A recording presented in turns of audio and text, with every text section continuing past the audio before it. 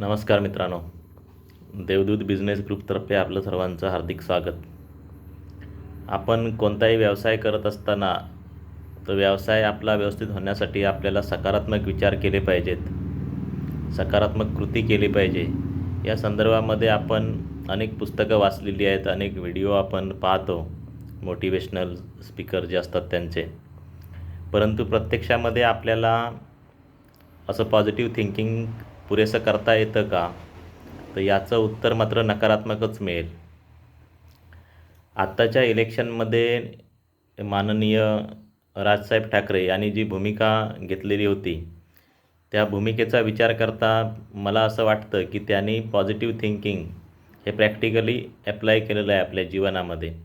कारण मागच्या 5 वर्षापूर्वी त्यांनी जे धोरण घेतलेलं होतं आणि ज्या पद्धतीने त्यांनी मोदी शहांच्या विरुद्ध रान उठवलेलं होतं, त्याच्याबरोबर विरुद्ध भूमिका त्यांनी जी आज घेतली, तर ते एक पॉझिटिव्ह थिंकिंगचंच उत्तम उदाहरण आहे असं मला वाटतं.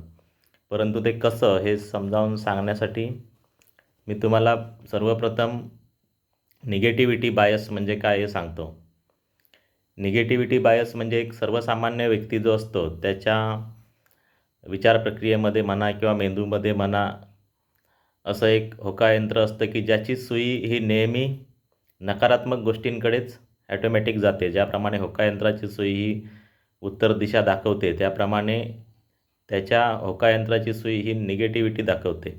आणि हे कळण्यासाठी खूप काही तुम्हाला थोडा मानसशास्त्राचा अभ्यास करावा लागेल. पण उदाहरण कळण्यासाठी विकिपीडियामध्ये एक असं सुंदर चित्र दिलेलं आहे आणि त्या चित्रामध्ये दाखवलेलं आहे की गार्डनमध्ये लोक बसलेली आहेत आणि एक मुलगी आपल्या कुत्र्याला घेऊन येते. कुत्रा बांधलेला आहे, तिच्या हातामध्ये त्याचा पट्टा आहे आणि समोरून एक तरुण येतो आणि त्याच्या मनात असा विचार दाखवलेला आहे की त्याच्या मनात पटकन विचार आला की हा कुत्रा मला जर आता चावला तर तर थोडक्यात ह्या चित्रातून काय स्पष्ट केलेलं आहे की आजूबाजूला निसर्गरम्य वातावरण आहे, गार्डन आहे चांगलं, एक सुंदर मुलगी आपल्या समोर येते आणि विचार मात्र हा मुलगा कशाचा करतो आहे तर कुत्रा आपल्याला चावेल याचा.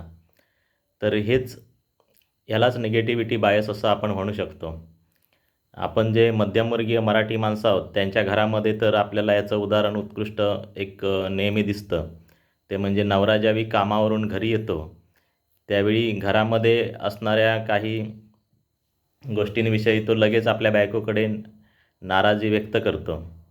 बेशिस्तपणा म्हणा किंवा ज्या वस्तू व्यवस्थित ठेवलेल्या नसतात त्या संदर्भामध्ये म्हणा किंवा मुलांकडे लक्ष दिलं नाही या संदर्भात म्हणा. म्हणजे दिवसभरामध्ये आपल्या बायकोने काय काय चांगलं केलं असेल याचा कुठलाही विचार न करता केवळ त्याला डोळ्यासमोर जी पहिली निगेटिव्ह गोष्ट दिसते त्याच्यावरूनच त्यांचं पुढचं बोलणं सुरू होतं.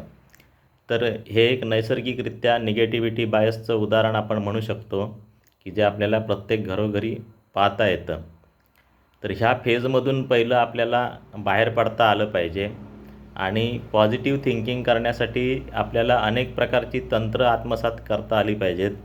आपल्या बोलण्यामध्ये, आपल्या विचारांमध्ये काही अचूक शब्द आपल्याला वापरता आले पाहिजेत आणि हे टेक्निक आपल्याला सातत्याने शिकतच राहायला पाहिजे. अशी कुठलीही जादूची कांडी नाही आहे की जी तुम्ही फिरवलात की तुम्हाला पॉझिटिव्ह थिंकिंग करता येईल. आणि हे जे थिंकिंग आहे हे वरवरचं बुद्धीच्या स्तरावर असून चालणार नाही, तर ते आपल्या अंतर्मनातून पाहिजे किंवा त्याच्याही पलीकडे मी असं म्हणेन की अंतर्मनातूनच नव्हे तर योगशास्त्रानुसार आपल्या स्वचं अधिष्ठान जिथे असतं त्या स्वाधिष्ठान चक्रातून आपले हे विचार आले पाहिजेत. त्याचवेळी आपल्याकडून काहीतरी कृती होणार आहे तशी. आणि जर आपण जन्मजातच निगेटिव्ह बायस घेऊन जन्माला येत असू तर मग आपल्याला त्याच्यातून बाहेर पडण्यासाठी काही वर्ष नक्कीच लागणार. 2-4 पुस्तकं वाचून आपण तंत्र शिकून त्या तंत्राप्रमाणे वागण्याचा प्रयत्न केला तर कधीतरी आपली तशी प्रवृत्ती होणार आहे.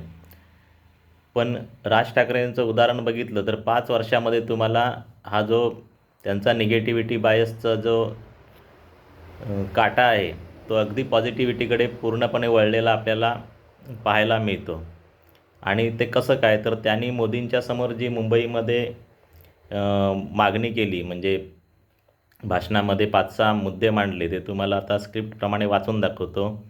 पहिला मुद्दा, मराठी भाषेला अभिजात भाषेचा दर्जा द्यावा. दुसरा मुद्दा, मराठेशाहीचा इतिहास देशभरातील शाळांमध्ये शिकवला जावा.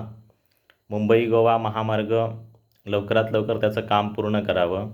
अराजकता माजू पाहणारे जे लोक आहेत त्यांना धडा शिकवावा. आणि मुंबईच्या लोकलसाठी मोठ्या प्रमाणामध्ये केंद्राने निधी द्यावा. मग ही जी त्यांनी मागणी केली आहे ना, तर हे एक पॉझिटिव्ह थिंकिंगचं म्हणा किंवा पॉझिटिव्हिटीचं एक उत्तम उदाहरण असं मी म्हणतो. कसं काय, तर ह्याच मागण्या जर 5 वर्षापूर्वी राज ठाकरेंनी केल्या असत्या तर काय केलं असतं त्यांनी? तर एक प्रकारे टीकेचा सूर लावला असता की 5 वर्ष झाली तुम्ही काय केलात, कशा पद्धतीने गडकरींनी अजून रस्ता अपुरा ठेवलेला आहे, किंवा अराजकता माजू पाहणाऱ्यांना तुम्ही काय धडा शिकवलात, तिकडे योगींनी कसे बुलडोजर चालवले, वगैरे वगैरे मुद्दे मांडले असते. परंतु आत्ताच्या मुद्द्यांमध्ये कुठेही आक्रस्ताळेपणा नाही. ज्या काही गोष्टी आपल्याला अपेक्षित आहेत त्या त्यांनी स्वच्छपणे अगदी व्यवस्थित मोदींसमोर मांडल्या आणि त्याच्यावर त्यांनी अपेक्षा व्यक्त केली की ह्या गोष्टींसाठी मोदी सोल्युशन काढतील. मग ही एक पॉझिटिव्हिटीचंच नव्हे तर प्रगल्भतेचं पण लक्षण आहे असं मी समजतो. राजकीय प्रगल्भता म्हणा किंवा व्यक्तिमत्वामध्ये आलेली प्रगल्भता म्हणा. आणि ही प्रगल्भता निव्वळ राज ठाकरेंमध्येच नाही तर आत्ताच्या राजकारणामध्ये अनेक जे नेते आहेत त्यांच्यामध्ये पाहायला मिळते. राज ठाकरेंच्या बाबतीत अजून एक जुनं उदाहरण सांगायचं झालं तर त्यांनी एकनाथ शिंदेंना मध्ये एक सल्ला दिला होता की तुम्ही उगाच त्या शिवसेनेच्या उबाटा गटाच्या मागे लागू नका, ते जिकडे सभा घेतात त्यांच्या पाठी जाऊन तुम्ही सभा घेऊ नका.